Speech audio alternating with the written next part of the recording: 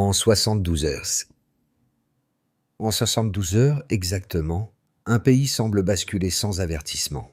23 unités de sécurité se déplacent, soit 18% des capacités, pendant que les marchés ferment plus tôt, que les radios d'État se taisent et que des ambassades annulent des réunions, comme si l'espace public retenait son souffle.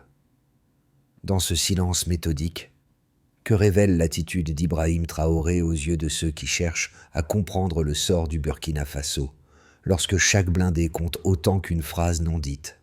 Et si ce calme forcé signalait la première rupture d'un scénario imposé de l'extérieur? L'idée est simple: fournir une grille de lecture claire pour distinguer les signaux faibles des gestes décisifs et comprendre comment une rumeur peut devenir une crise nationale. L'enjeu n'est pas narratif, il est stratégique. Le bénéfice est simple: lire les mécanismes réels avant qu'ils ne deviennent irréversibles. À mesure que les marchés se ferment, que des fonds sont gelés sans justification publique et que des narratifs médiatiques convergent, chaque détail prend une valeur disproportionnée. Ce qui semble isolé devient cohérent par sa synchronisation. Le Burkina Faso, enclavé mais central dans l'équilibre du Sahel, se retrouve alors exposé à un jeu d'influence où la vitesse compte plus que la visibilité. Ici, on s'appuie uniquement sur les faits disponibles. Mouvements observables, décisions formelles, enchaînements vérifiables. Elle ne cherche ni à dramatiser, ni à absoudre, mais à hiérarchiser. Comprendre ces dynamiques permet d'anticiper les effets en chaîne, sur la stabilité intérieure, sur les alliances régionales et sur la marge de manœuvre politique à court terme. Un micro-doute demeure. Qui contrôle réellement le tempo quand tout s'accélère? En 3 jours seulement, 23 unités, soit 18% des capacités opérationnelles, ont été repositionnées autour de Ouagadougou. Ce chiffre, apparemment technique, constitue une révélation. La menace n'a pas surpris l'État burkinabé. Elle a été anticipée par une chaîne décisionnelle qui agit avant que le danger ne devienne visible. Cette anticipation éclaire la séquence entière et répond à la question suspendue depuis l'ouverture. Le tempo n'est pas subi, il est disputé. Dans cette dynamique accélérée, les premiers signaux surgissent par éclats. Des réunions sont annulées dans plusieurs ambassades. Des fonds sont gelés sans explication publique. Les narratifs médiatiques convergeant en quelques heures vers une même tonalité. Pris séparément, chaque indicateur paraît mineur. Synchronisé, ils dessinent une intention plus large. L'objectif n'est pas l'événement spectaculaire, mais la préparation d'un climat. Cette mécanique est familière dans le Sahel. Elle réapparaît lorsque l'équilibre d'un pays évolue trop vite. C'est dans ce contexte que la figure d'Ibrahim Traoré revient au centre.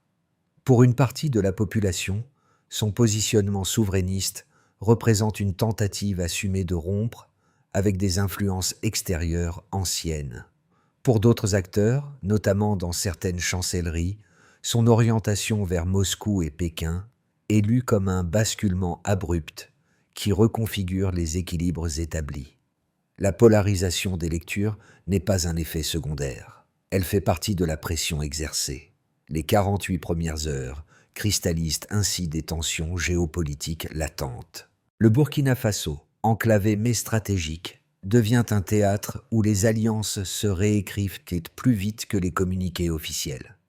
L'élément décisif n'est pas un discours, mais la corrélation inhabituelle entre signaux diplomatiques, mouvements militaires et intensification soudaine du lexique de la restauration de la démocratie. Déjà observée ailleurs, cette convergence agit comme un révélateur d'intentions qui dépassent les enjeux internes. Ce cadrage permet de comprendre l'essentiel. La crise ne naît pas d'un incident isolé, mais d'un enchaînement calibré. Et c'est précisément cette lecture qui éclaire la posture d'Ibrahim Traoré au début de la séquence. Au-delà des signaux macro, la compréhension passe par des figures de terrain qui traduisent de la pression en décisions concrètes. Dans l'appareil sécuritaire, le colonel Sanou, chargé de la protection présidentielle, supervise une série de vérifications internes discrètes. Plusieurs officiers sont temporairement écartés après la découverte de contacts non déclarés avec des acteurs extérieurs. Le geste est technique, presque invisible, mais il agit comme une première ligne de défense. Réduire les angles morts avant qu'ils ne deviennent éteints ou des failles. Sur le terrain urbain, la capitaine Diarra incarne une vigilance d'un autre type. Responsable des patrouilles nocturnes à Ouagadougou, elle coordonne des équipes qui parcourent des rues vidées, sécurise les bâtiments administratifs et observe des mouvements inhabituels autour des points stratégiques. Rien de spectaculaire, mais une accumulation de micro-actions préventives. Cette approche privilégie la constance à la réaction tardive. Elle traduit une adaptation de l'État à une menace diffuse, sans visage précis. Ces deux micro-cas éclairent les impacts précoces de la crise. La stabilité initiale ne se mesure pas en affrontement, mais en réorganisation interne, en contrôle renforcé, en décision prise à huis clos. Chaque ajustement réduit la marge de surprise et resserre le périmètre de vulnérabilité. L'effet immédiat n'est pas visible pour le public, mais il conditionne la suite de la séquence. Dans ce cadre, la posture d'Ibrahim Traoré apparaît moins comme une présence médiatique que comme un point de cohérence pour des chaînes d'action parallèles. Le message implicite est clair: agir tôt, même discrètement, pour éviter l'emballement. En clair, la prévention silencieuse peut décider de l'issue avant la crise ouverte. À partir de là, la chronologie devient plus lisible. Avant que la crise ne devienne visible, tout commence par des variations presque anodines de la routine. Les radios d'État raccourcissent leurs bulletins. Les marchés ferment plus tôt. Plusieurs ambassades annulent, sans explication, des rendez-vous prévus de longue date. Ces signaux faibles ne déclenchent pas d'alerte publique, mais ils modifient le rythme. Dans les services de renseignement, cette synchronisation inhabituelle agit comme un déclencheur silencieux. Puis vient l'activation. Des échanges chiffrés sont détectés entre un groupe restreint d'officiers et des interlocuteurs situés hors du territoire. Le vocabulaire utilisé, aide humanitaire coordonnée, correspond à un lexique déjà observé lors d'opérations d'influence dans d'autres pays du Sahel. L'information circule rapidement vers l'état-major. La décision est prise de passer en vigilance renforcée, sans communication externe, afin de tester la cohésion interne avant toute exposition médiatique. Le samedi marque la montée en tension. Des drones non identifiés apparaissent au-dessus de la zone militaire nord. Leurs trajectoires sont courtes, répétitives, comme si elles visaient à mesurer les temps de réaction. Le dimanche, des tracts anonymes circulent dans certains quartiers de Ouagadougou. Le message est unique: rétablir la démocratie. Ce slogan, déjà vu à Bamako ou à Niamey, fonctionne comme un marqueur. Il prépare l'opinion à une narration de bascule présentée comme légitime. Le lundi, la séquence atteint son point culminant. L'état-major passe en alerte rouge. Les permissions militaires sont annulées. Des unités loyales se positionnent sur les axes clés, autour du palais présidentiel, de la télévision nationale et des infrastructures stratégiques. À l'aéroport, des diplomates étrangers quittent la ville, de manière discrète mais ordonnée. La ville est lourde, presque immobile, tandis que l'appareil sécuritaire se déploie avec précision. C'est à ce moment qu'Ibrahim Traoré prend la parole. Le ton est calme, les mots sont mesurés. Il ne dramatise pas, ne désigne pas d'ennemis explicites. Il pose un cadre. Le Burkina Faso ne doit pas subir une mécanique extérieure déjà observée ailleurs. Cette déclaration sert moins à convaincre l'opinion qu'à aligner les unités engagées. Dans une situation saturée de signaux contradictoires, elle fixe une ligne. Le mardi ouvre la phase des répliques. Des cyberattaques ciblent plusieurs sites gouvernementaux. Les connexions tombent par vagues. Des messages de désinformation circulent sur les réseaux sociaux, évoquant trahison et défections imminentes. Pourtant, aucune garnison ne bascule. Les forces loyales tiennent. Des images montrent Ibrahim Traoré visitant des avant-postes, non comme un geste de propagande, mais comme un signal interne de continuité du commandement. Le mercredi, la tension retombe partiellement. L'armée annonce l'arrestation de plusieurs officiers impliqués dans des échanges suspects. Les rues se remplissent timidement. Il n'y a ni célébration ni affrontement, seulement un soulagement discret. La tentative n'a pas abouti. La crise a été contenue non par surprise, mais par anticipation. Cette chronologie révèle un point clé. Le passage de l'avant à l'après ne se joue pas en un instant spectaculaire, mais dans la capacité à maintenir la cohérence pendant la phase la plus confuse. La question demeure ouverte. Cette maîtrise du tempo peut-elle être reproduite ou n'était-elle possible que dans l'urgence? Avant la séquence de crise, le fonctionnement de l'appareil d'État suivait un schéma connu dans la région. Réaction progressive, communication fragmentée, puis ajustement sous pression extérieure. La séquence observée marque un déplacement clair de la situation de départ vers un autre mode opératoire. D'abord, un fait l'illustre sans ambiguïté. En moins de 72 heures, 23 unités, soit 18% des capacités opérationnelles, ont été repositionnées autour de la capitale. Cet écart n'exprime pas seulement un volume, il révèle une priorité donnée à la vitesse plutôt qu'à l'exhaustivité de l'information. Ce redéploiement est structuré. Il vise à réduire les angles morts avant que la menace ne se consolide. Contrairement aux alertes tardives observées dans d'autres contextes sahéliens, l'ordre intervient en amont de tout affrontement visible. La chaîne de commandement accepte l'incertitude initiale pour gagner du temps stratégique. Dans ce cadre, Ibrahim Traoré privilégie une logique simple. Une décision rapide, même imparfaite, peut neutraliser une manœuvre avant qu'elle ne prenne forme. Le chiffre devient alors un marqueur de méthode, non une preuve de force brute. Ensuite, un autre repère concerne l'économie politique de la crise. Depuis le début de la séquence, les échanges avec certains partenaires occidentaux reculent de 22%. Pris isolément, ce chiffre pourrait suggérer un affaiblissement. Comparé à la situation précédente, il traduit plutôt un recentrage contraint mais assumé. Les autorités financières évoquent une diversification accélérée vers des circuits régionaux. La baisse des flux extérieurs ne provoque pas d'effondrement immédiat, ce qui indique une capacité d'absorption supérieure aux anticipations. L'écart économique révèle ainsi une résilience relative, obtenue au prix d'une réorientation rapide. Enfin, un troisième repère touche à l'opinion publique, souvent absente des lectures strictement sécuritaires. Un sondage interne mené auprès de 5000 citoyens indique que 64% attribuent la tentative de déstabilisation à des acteurs extérieurs. Par rapport au niveau habituel de fragmentation des perceptions, ce niveau de convergence est notable. Il agit comme un amortisseur social. Une population qui partage une lecture du risque réduit la probabilité de bascule interne pendant la phase critique. Ce chiffre n'est pas un plébiscite, mais un signal de cohésion circonstancielle. Pris ensemble, ces trois repères dessinent une matrice lisible. L'armée agit en amont, l'économie se réoriente sous contrainte, et la société adopte une lecture convergente de la menace.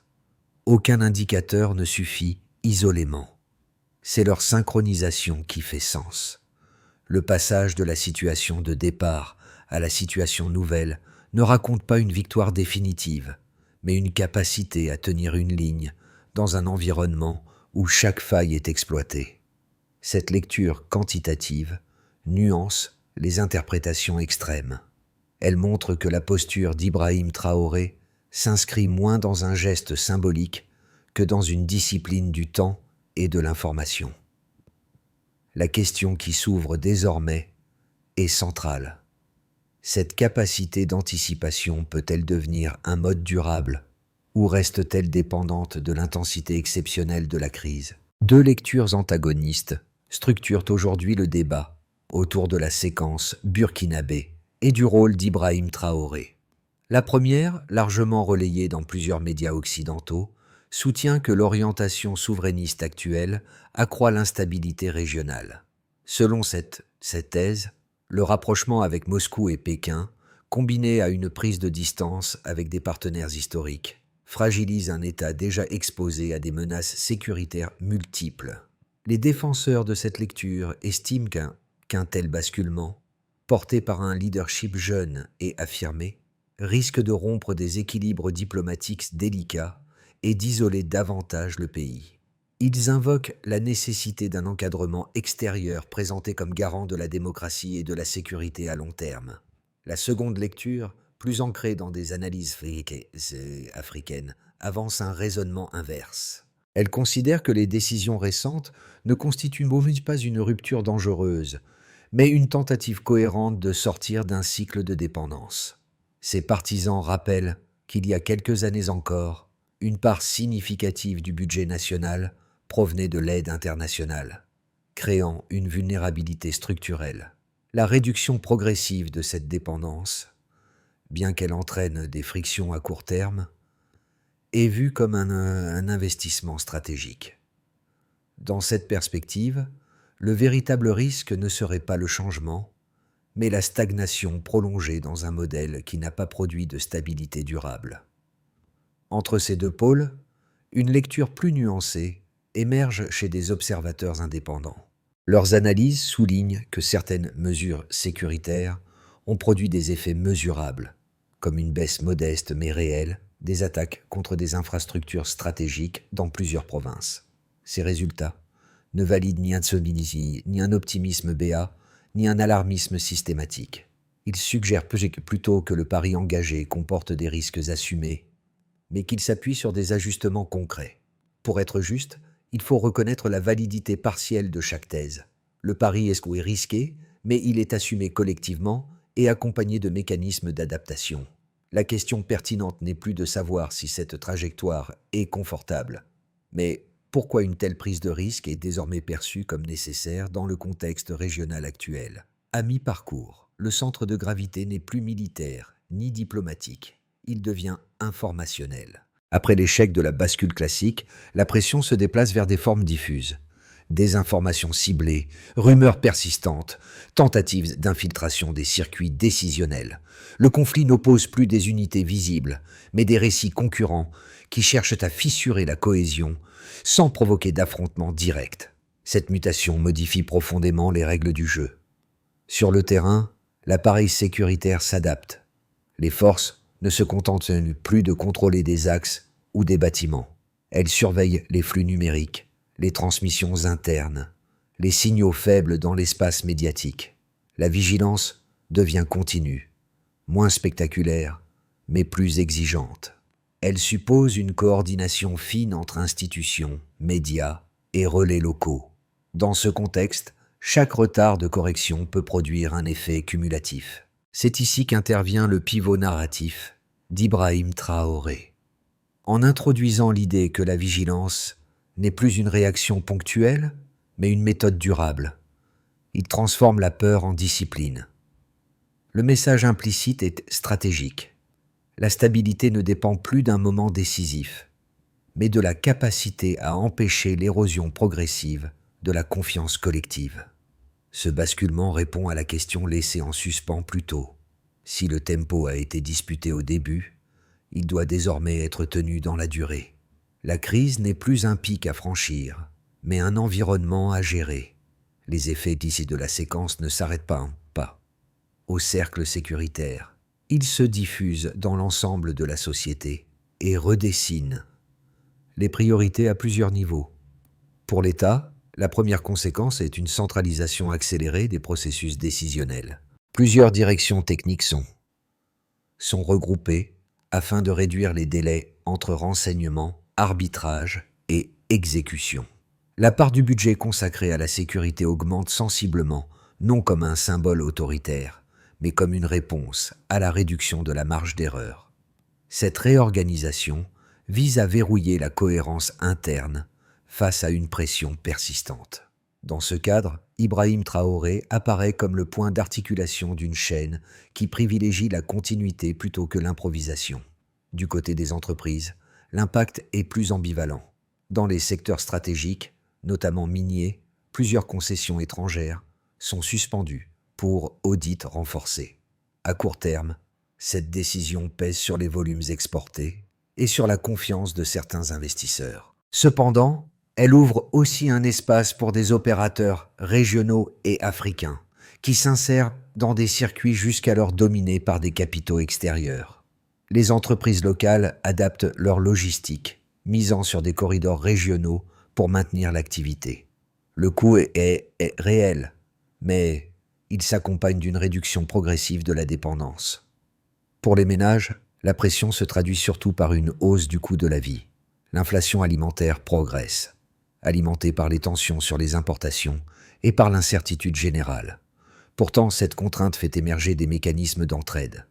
Stockage collectif de denrées, circuits courts, mutualisation de ressources énergétiques. Ces pratiques ne relèvent pas d'un discours officiel, mais d'une adaptation pragmatique. Elles amortissent partiellement le choc et renforcent la résilience communautaire. Le quotidien devient plus contraint, mais aussi plus solidaire.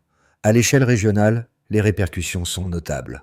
Le Burkina Faso renforce sa coordination sécuritaire avec ses voisins immédiats, notamment le Mali et le Niger. Cette coopération accrue se traduit par une baisse mesurable des incursions transfrontalières et par une synchronisation plus étroite des dispositifs militaires. Les chancelleries occidentales observent cette recomposition avec prudence, conscientes que leurs leviers traditionnels perdent en efficacité. Dans ce jeu rééquilibré, la posture d'Ibrahim Traoré gagne une portée qui dépasse les frontières nationales. Pris ensemble, ces effets montrent que la crise n'a pas produit un effondrement, mais une transformation sous contrainte. Chaque groupe encaisse un coup différent, mais tous participent à une même dynamique d'ajustement. La réponse à la question ouverte au point médian devient plus claire. Tenir le tempo signifie accepter des sacrifices différenciés pour préserver une cohérence collective. À moyen terme, l'évolution du Burkina Faso peut se lire à travers 3 trajectoires plausibles. Aucune n'est certaine, mais chacune prolonge des dynamiques déjà observables après la séquence de tension. L'intérêt de cet exercice n'est pas de prédire, mais d'identifier les conditions qui rendent chaque scénario plus probable. D'abord, une trajectoire de stabilisation sous contrainte. Les forces armées maintiennent leur coordination interne, sans avancée spectaculaire, mais sans rupture majeure. L'économie reste sous pression. Toutefois, les partenariats régionaux compensent partiellement la baisse de certains flux extérieurs. Les tensions diplomatiques persistent, mais elles cessent de s'intensifier. Dans cette configuration, l'État tient grâce à une discipline collective renforcée. La stabilité n'est pas confortable, elle est gérée. Si les mécanismes actuels sont maintenus, alors le pays peut éviter une nouvelle crise aiguë, au prix d'une vigilance permanente. Ensuite, une trajectoire plus favorable, où les ajustements engagés produisent des effets cumulatifs.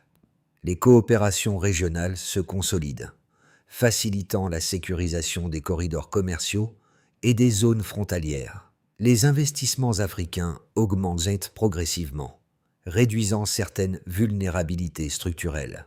L'appareil d'État se professionnalise, notamment dans la gestion de l'information et la prévention des crises. Dans ce cadre, la souveraineté cesse d'être un mot d'ordre pour devenir une dynamique mesurable. Si ces conditions se réunissent, alors la période de tension actuelle peut se transformer en levier de recomposition durable. Enfin, une trajectoire de dégradation progressive, déclenchée par un choc externe ou interne. Une cyberattaque majeure, une sanction économique élargie ou une rupture diplomatique brutale fragilise la cohésion acquise. La centralisation atteint ses limites, la pression sociale s'accroît et les marges de manœuvre se réduisent. Le risque principal n'est pas un renversement immédiat, mais une érosion progressive de la capacité d'adaptation. Si la vigilance faiblit ou si les coûts deviennent trop lourds pour certains groupes, alors la dynamique peut s'inverser. Face à ces 3 trajectoires, une recommandation de méthode s'impose.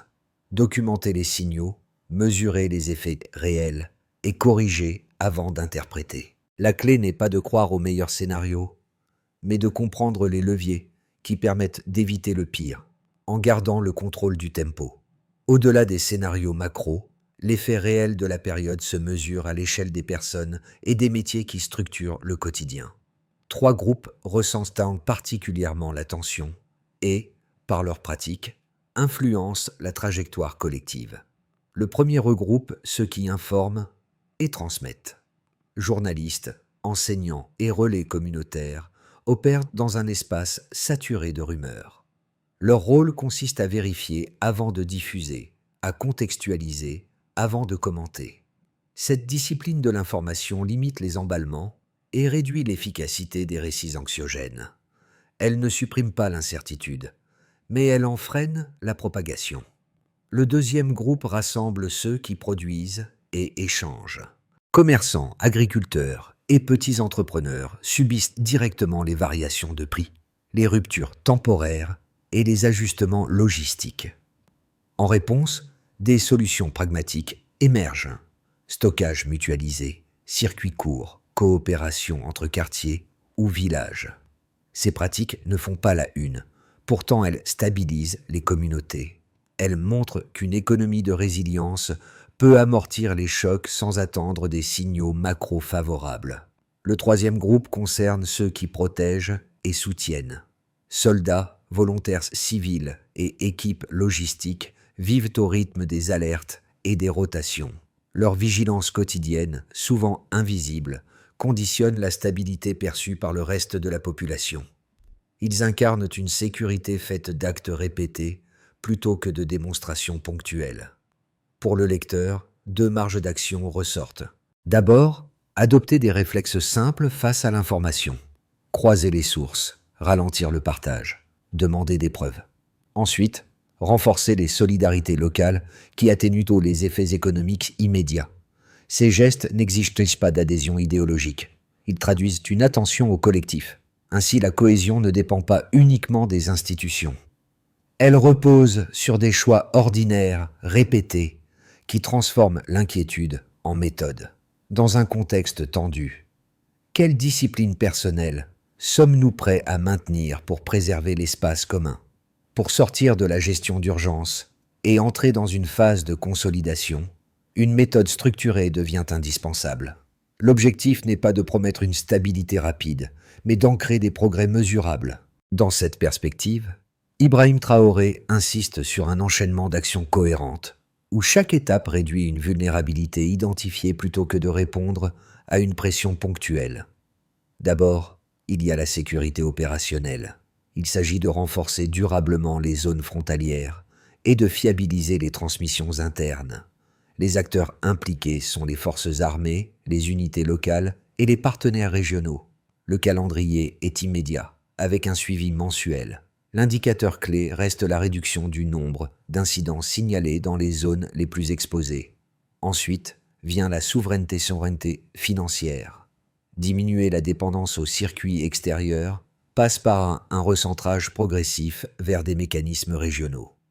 Les ministères économiques, les institutions financières sahéliennes et les opérateurs locaux sont mobilisés sur un horizon de 3 à 12 mois. Le critère de mesure est simple. La part des importations issues de partenaires dominants, ajustée à la baisse sans rupture brutale. Puis, il y a les bases productives.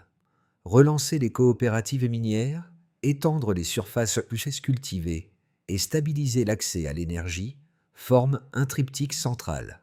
Les ministères sectoriels, les collectivités et les petites industries locales portent cette phase sur un horizon plus long.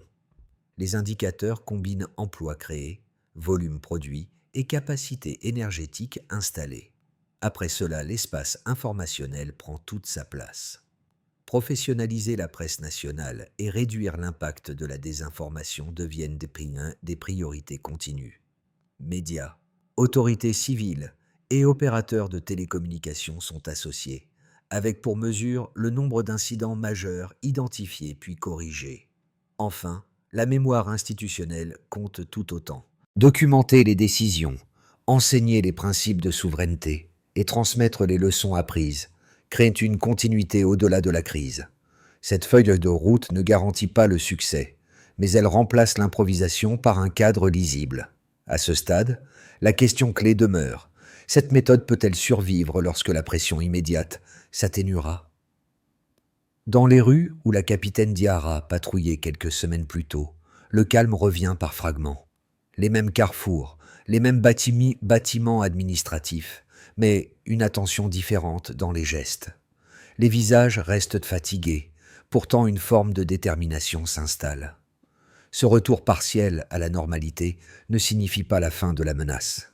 Il traduit la capacité d'un pays à absorber l'incertitude sans se dissoudre.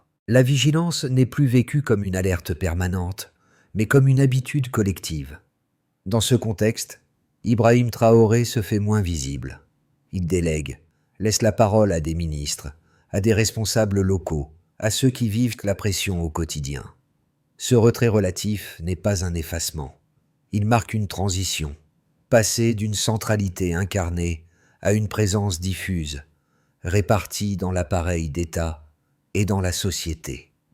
Les mots entendus au plus fort de la crise circulent désormais dans des conversations ordinaires, sur les marchés, dans les écoles, aux postes de garde. Ce déplacement est révélateur. Les grandes ruptures politiques ne naissent pas toujours de discours solennels, mais de gestes modestes répétés avec constance. Tenir une ligne, vérifier une information, maintenir une solidarité locale deviennent des actes structurants. Ils transforment la peur en cohérence et la cohérence en endurance. Au fond, la souveraineté commence dans les choix quotidiens. L'histoire récente du Burkina Faso rappelle une évidence souvent négligée. La stabilité ne se décrète pas uniquement par des décisions politiques. Elle se construit dans des pratiques partagées. Au fil de cette séquence, une ligne se dessine. Elle ne sépare pas les partisans et les opposants, mais les approches passives des postures attentives. Comprendre les mécanismes à l'œuvre devient un acte citoyen, au même titre que voter, informer ou produire. Dans un espace saturé de récits contradictoires, la discussion ouverte prend une valeur particulière. Débattre sans caricaturer, questionner sans disqualifier, comparer les faits avant d'adhérer à une interprétation, sont autant de gestes qui renforcent l'espace commun. Cette vigilance collective n'appartient ni à un camp, ni à un dirigeant. Elle traverse enseignants, commerçants, étudiants, familles et volontaires civils. Elle s'exprime dans la manière de partager une information, d'analyser un chiffre ou d'accueillir un désaccord. Le parcours d'Ibrahim Traoré, tel qu'il apparaît ici, invite moins à l'adhésion qu'à l'examen. Il pose une question plus large que son seul cas. Dans un monde où les crises s'enchaînent et se transforment, quelle discipline de l'attention voulons-nous cultiver collectivement pour préserver notre capacité à décider par nous-mêmes?